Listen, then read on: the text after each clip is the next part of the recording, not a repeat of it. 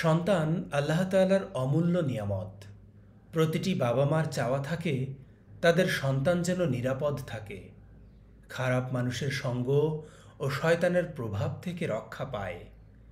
ইসলাম আমাদের শিক্ষা দেয় সন্তানের জন্য শুধু খাওয়া পরা নয়, তাদের আত্মিক ও আধ্যাত্মিক নিরাপত্তার দিকেও মনোযোগী হতে হবে।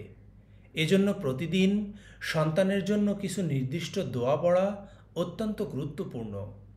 সন্তানের নিরাপত্তায় রাসূলুল্লাহ সাল্লাল্লাহু আলাইহি ওয়াসাল্লাম বিশেষ একটি দোয়া শিখিয়েছেন।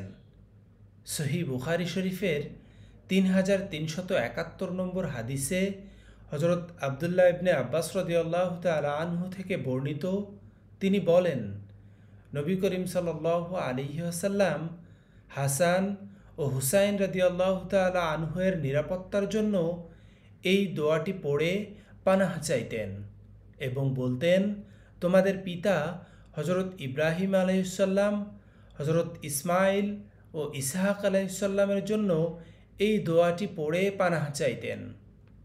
দোয়াটি হলো, আউযু বিকালিমাতিল্লাহি তাম্মাতি মিন কুল্লি শাইতানি ওয়া হাম্মাহ ওয়া মিন কুল্লি আইনিল লাম্মাহ।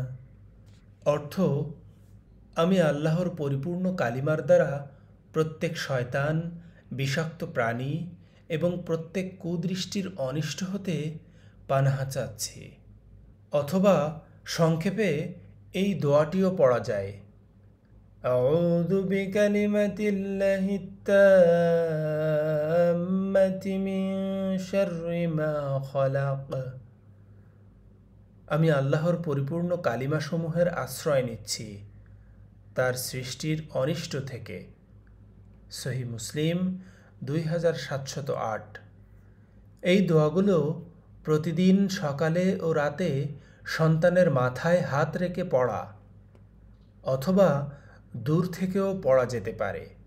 এছাড়া সূরা আল ইখলাস, আল ফালাক, আল নাস পড়ে পুরো শরীরে ফুঁক দেয়া, সন্তানকে নামাজ ও সুন্নাতের শিক্ষা দেয়া।